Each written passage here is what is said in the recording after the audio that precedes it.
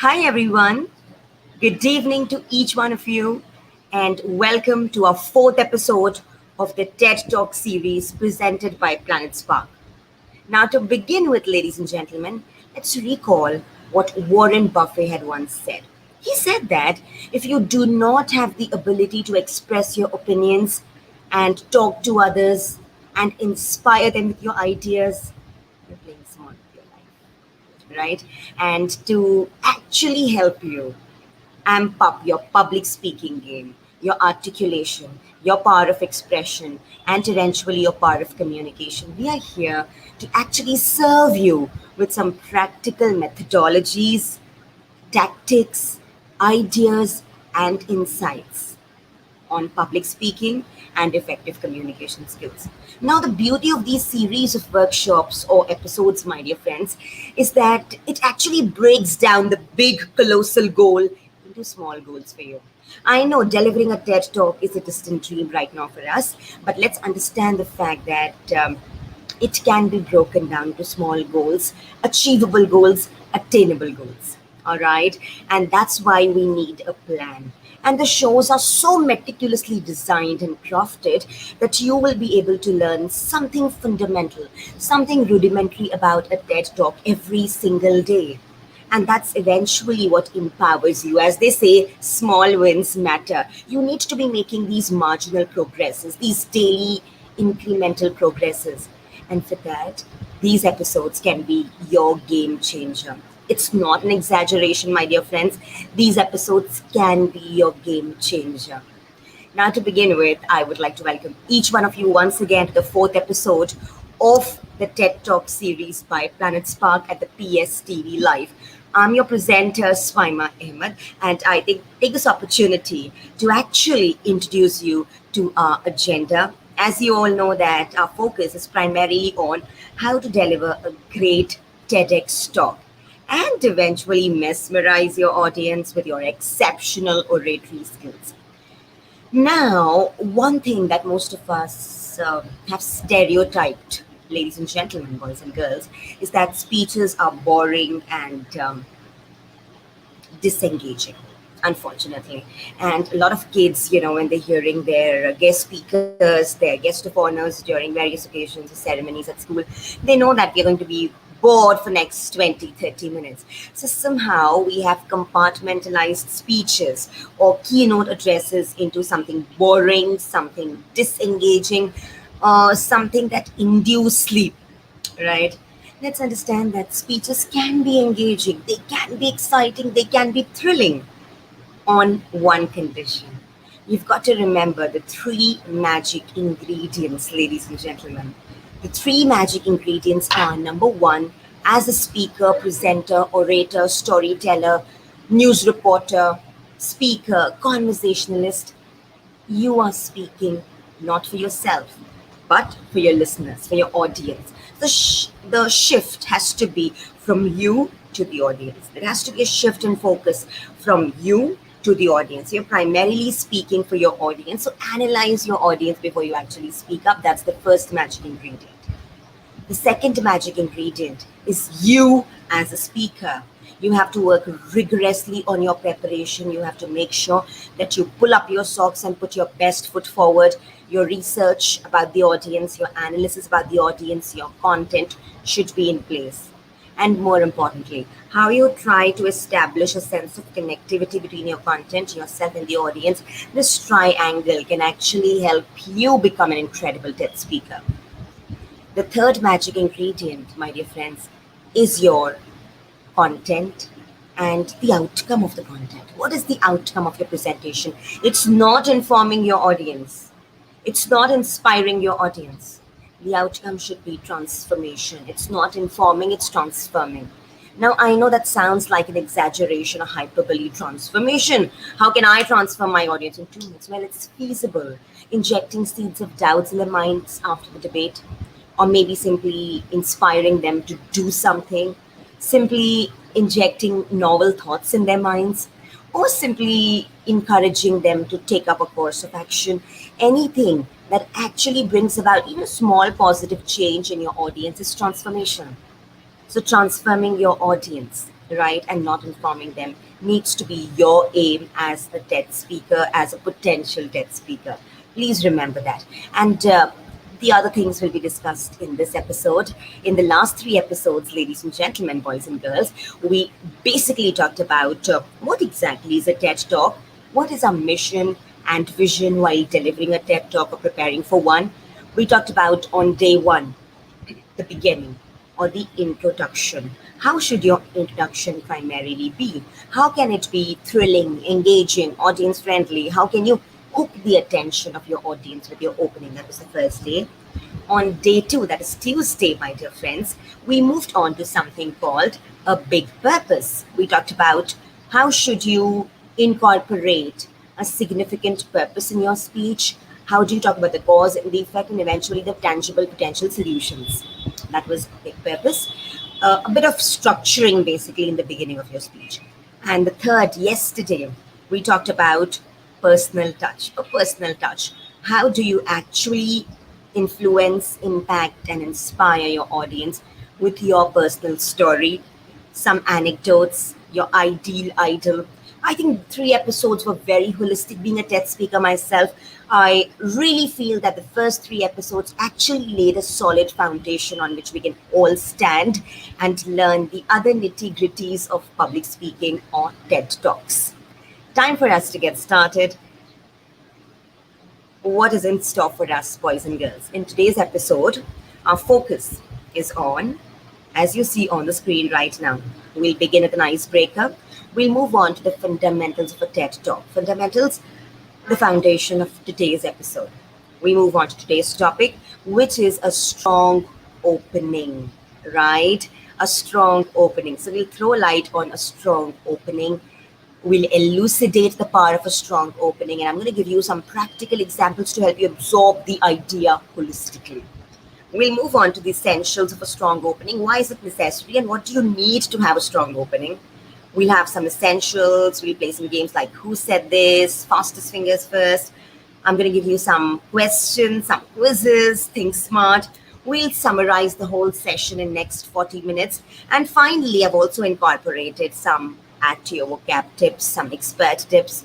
And I'm going to give you, cherry on the cake is I'm going to give you a recommendation at the end. If you really want to pull up your socks, boys and girls, and to make sure that you're learning something incredible about TED Talk every day, you're adding something, even no matter how small it is, to your knowledge bag, then you have to actually follow a course of action, an action plan.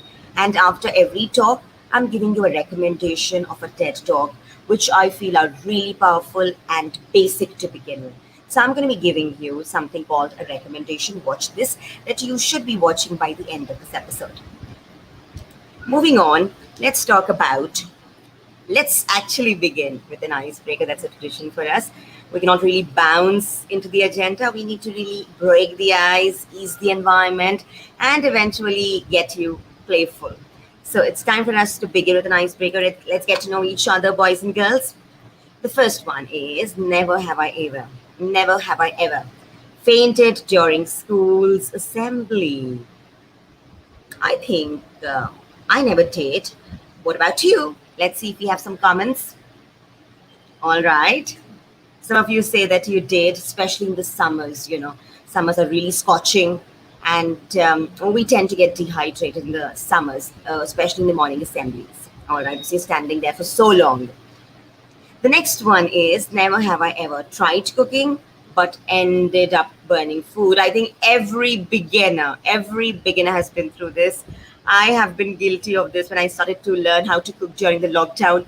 I think I ended up messing most of the dishes and ingredients, ended up burning them or overcooking them. So yes, I think we've been guilty of it. The next one is never have I ever tried swimming in a lake or a sea. What about you? I never did. Okay. So looks like a couple of participants have actually tried it. Well, that must have been thrilling and petrifying as well. The next one, never have I ever ruined your white shirt with stains. Oh my goodness. I'm sure all of us have done this. We've all stained our white shirts or white tops. Absolutely. The next one is never have I ever tried skateboarding. I never did. What about you?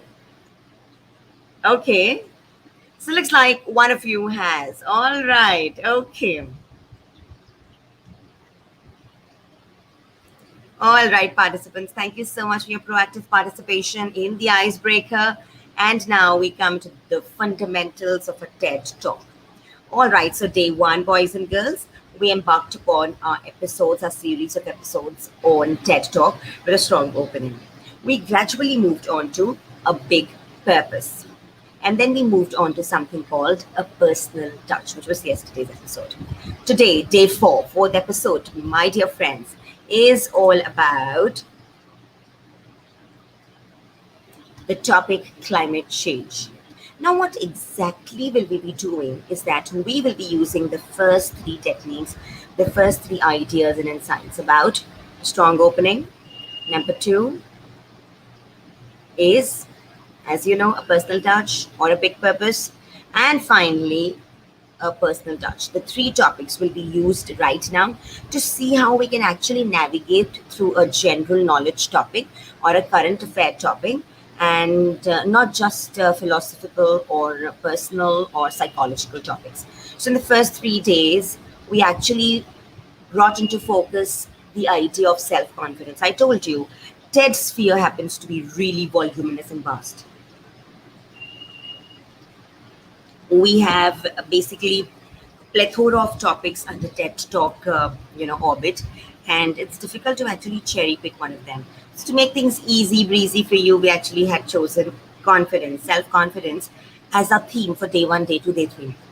Now, please do not think, my dear participants, that you can only choose a philosophical, moral, or personal topic as an agenda for TED Talk. You can absolutely choose anything under the sun as your theme for the TED Talk.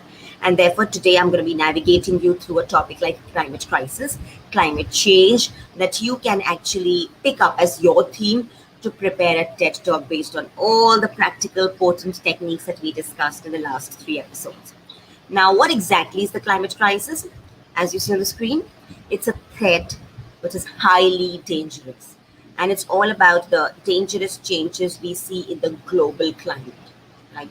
That's how we define climate crisis, boys and girls. And let's learn the power of the three techniques. Let's learn how to incorporate them into writing a speech, a TED speech on the topic climate crisis. So day one, the first fundamental, strong opening. On day one, we dealt with a strong opening. Let's see how can we use a strong opening in a topic as complex as climate crisis. Let's get started. Why do we need a strong opening? So basically, we talked about the 3 reasons why you need to have a strong opening. Number 1, it grabs the attention of your audience. Number 2, it really helps you bring about an interesting engagement with your audience. Number 3, it helps you create a positive, desirable impact that you look forward to creating. Now, let's try to talk about the 3 essentials to make your opening really strong, robust, and eye-catchy. All right, participants, we talked about this on day 1. It's a quick revision: opening minute, introduction, and facts. Opening minute, introduction, and facts. We will be incorporating all 3 of them right now while using the topic, the climate crisis. All right, let's do it. So, as you see on the screen, the opening minute. What was the opening minute? A quick revision now. The opening minute was basically beginning with something impactful, probably a quote, because it builds a sense of credibility, a sense of trust, well-being between you and your audience. You build a rapport of trust with your audience. So always begin with a quote. Imagine beginning with a quote like this: there is no planet B. We have to take care of the one we have. Such a powerful quote, indispensable quote by Richard Branson. Right? Imagine beginning your talk on the topic climate crisis with Richard Branson had aptly said, there is no planet B. We have to take care of the one we have. How powerful, right? So what we've done is we have tried building credibility, a relationship of trust with the audience, a rapport with the audience using a strong quote from a famous personality, also called the third person technique. Moving on, my dear participants, the next one was having a catchy first line. Now, immediately after you share a quote with your audience, remember you cannot take a gap, you cannot bring in something bizarre, you cannot change your topic, you cannot have a new theme immediately, you cannot have a new sub theme. No, you've got to add something to the quote you've already mentioned. So what do, participants? You have a catchy first line to immediately draw the attention of your audience and to create a sense of curiosity in them. So for example, climate change is no longer some far off problem. It is happening here. It is happening right now. Imagine how you're creating a sense of urgency, a sense of curiosity in your audience, right? It's a play of verbal, visual, vocal communication, but primarily of verbal communication, how you frame your beginning. All right. Moving on, my dear participants, let's talk a little bit about the next one, adding a positive statement. Done with the quote, done with a catchy line after the quote, following it up with a quote. And now we have something called adding a positive statement. You have to top up your quote and your catchy statement with a positive statement. Now, why a positive statement? It shows a sense of interest. It builds sense of interest in your audience. And also it intrigues your listener. But even if the topic is as challenging as climate crisis, what is optimistic about it? How can you have a positive statement? Well, something like this. Collective human efforts has so much power. If we work together, we will leave this world a better place than we found it. Imagine your statement providing people with a fresh lease of life. And that's what TED is all about. It's not about bombarding your audience with issues and problems and trauma and tantrums. It's also about providing them with tangible and concrete solutions that can actually invigorate them to take small actions at their own doorsteps. Moving on, my dear participants, let's talk about the next essential, that is raising a question. We began with a quote, moved on to a catchy statement, then a positive statement, and now topping it up with a question. And what kind of a question? A precise, to the point question.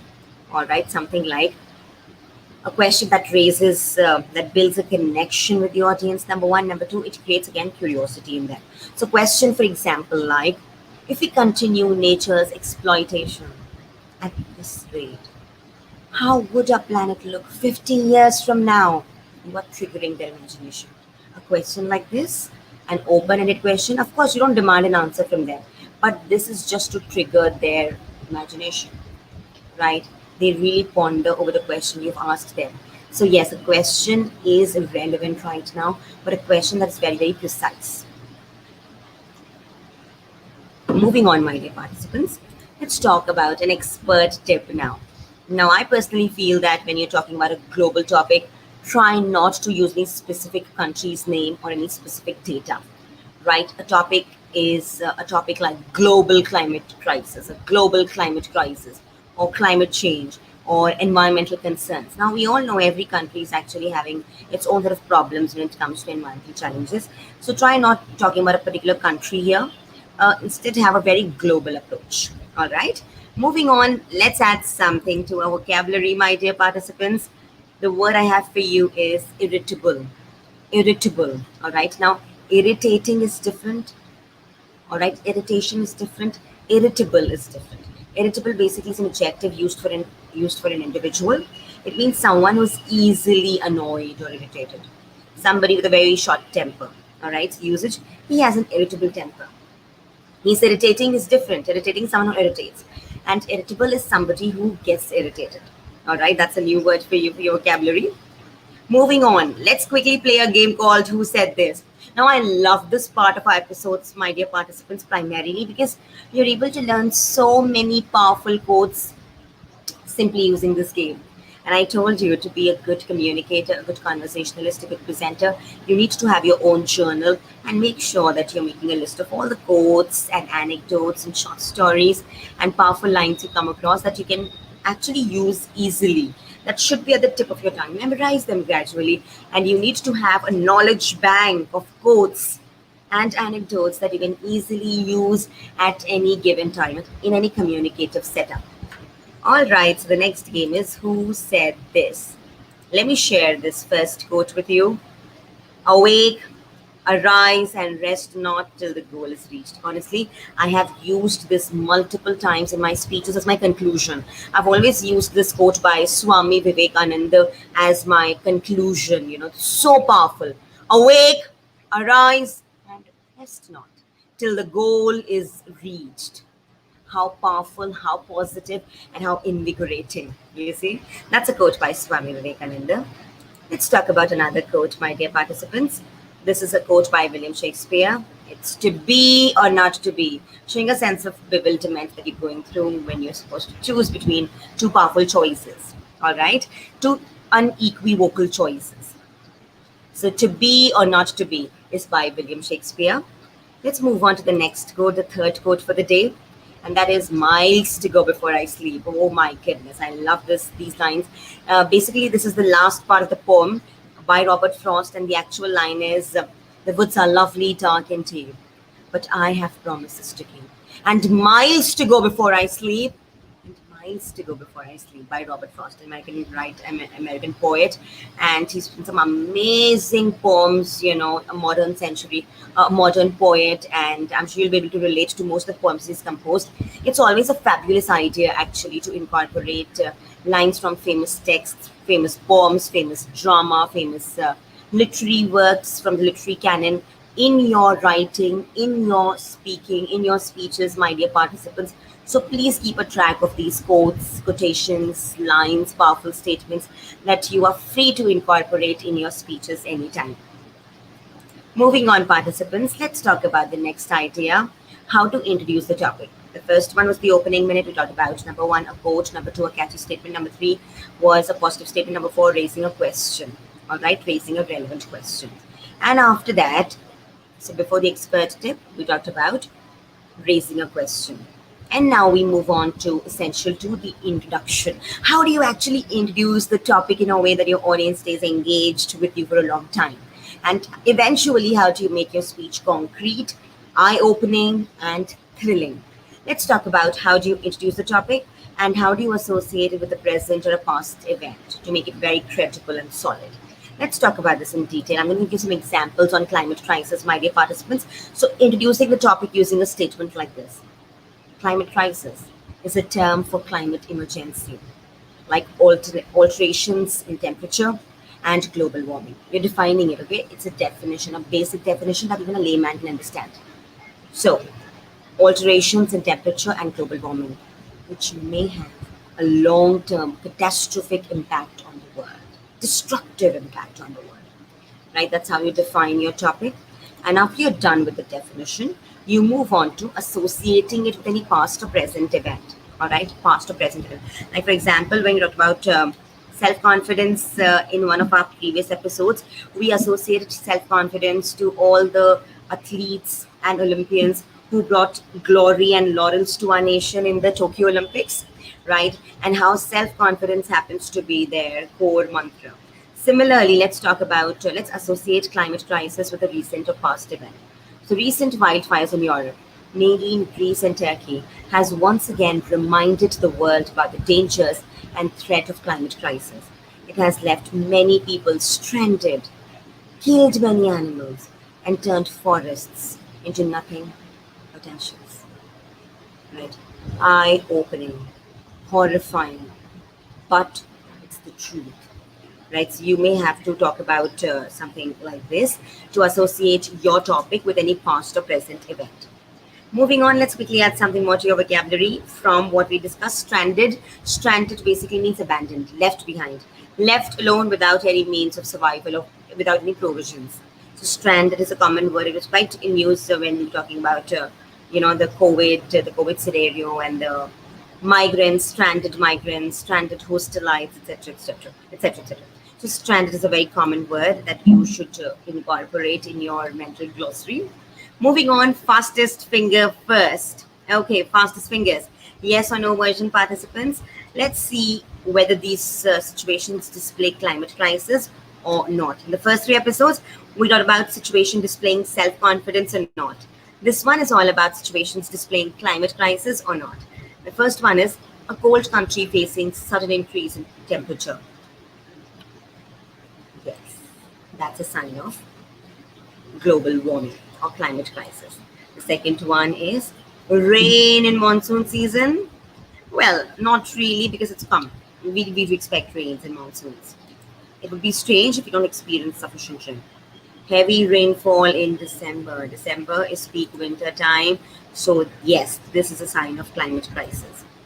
Now, let's come to the expert tip, boys and girls, ladies and gentlemen. Have a unique and distinct style of speech delivery. You can always take inspiration from others, but please make sure that you are developing your own unique, distinct style.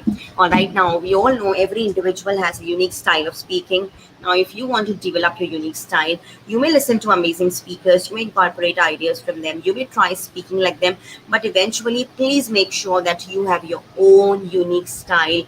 You need not to be a copyist, you need to be an originalist. And how do you do that? With a rigorous practice. See what really suits your persona, what really suits your voice, your body language, your communication style, and eventually have a unique delivery style. Your speech delivery has to be very idiosyncratic. All right. Moving on, my dear participants, I'm going to quickly give you the third element, the facts. Right. First element, the opening line. Second element is, as you remember that we discussed a few minutes ago, how to introduce your topic. With what? With some introduction and of course associating the past or present event. The third element is all about facts.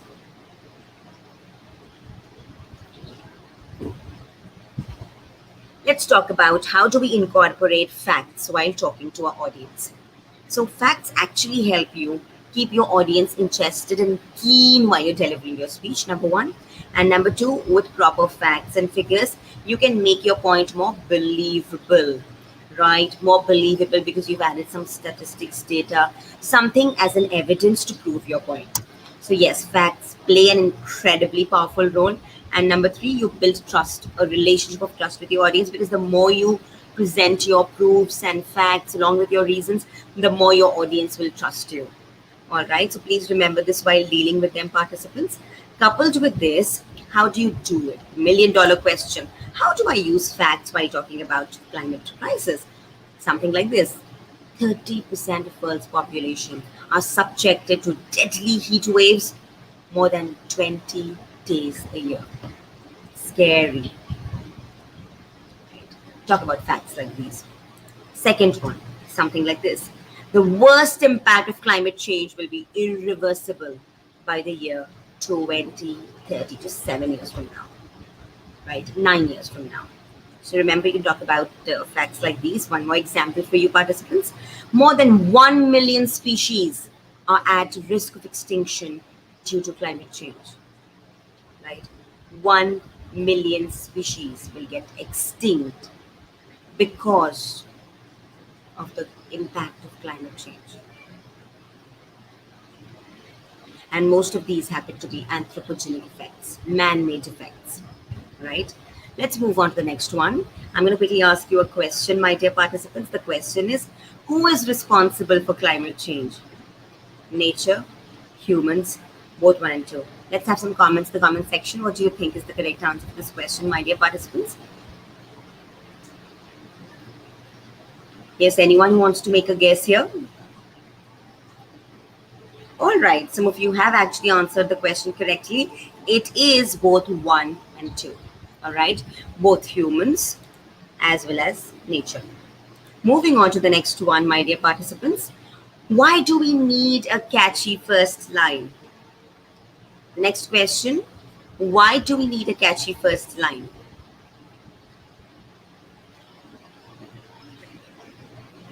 All right. Spot on. Some of you have actually answered this correctly, because it creates curiosity in your audience.